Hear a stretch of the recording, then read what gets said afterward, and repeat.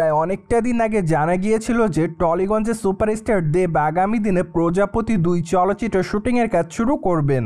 কিন্তু দুঃখের বিষয় যে এখনও সেই চলচ্চিত্র শুটিংয়ের কাজটি শুরু করা হয়নি, কেননা মাঝে অবশ্য চলচ্চিত্রের গল্পের স্ক্রিপ্টের জটিলতা দেখা দেয়। তাই তো বলাই বাহুল্য যে এখনও চলচ্চিত্র শুটিংয়ের কাজটি শুরু করতে পারেনি চলচ্চিত্রের নির্মাতা সংশ্লিষ্টরা।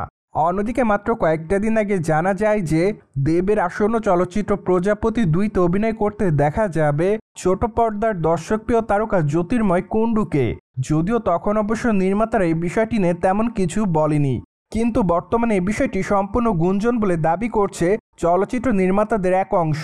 তাই তো এমন কথাবার্তা শোনার পর অভিনেত্রী জ্যোতির্ময় কুণ্ডুর সাথে যোগাযোগ করা হলে তিনি অবশ্য ভারতীয় গণমাধ্যমকে জানিয়েছে যে তার সঙ্গে অবশ্য এখনও প্রজাপতি 2 চলচ্চিত্রের ইউনিট সেভাবে যোগাযোগ করেনি, কিন্তু তার আশা আছে দেবের সঙ্গে কাজ করার। তাই তো তিনি যদি চলচ্চিত্রটিতে কাজ করার সুযোগ পান তাহলে অবশ্যই সেই চলচ্চিত্রে কাজ করবেন তিনি। পাশাপাশি অবশ্যই তারকা আরও জানান যে আমি প্রজাপতি দেখেছি, তাই তো প্রজাপতি 2 এর গল্পটিও সুন্দর হবে এমনটাই মনে করছি আমি। আর এখানে যদি আমি কাজ করতে পারি তাহলে অবশ্য নিজেকে সৌভাগ্যবান মনে হবে।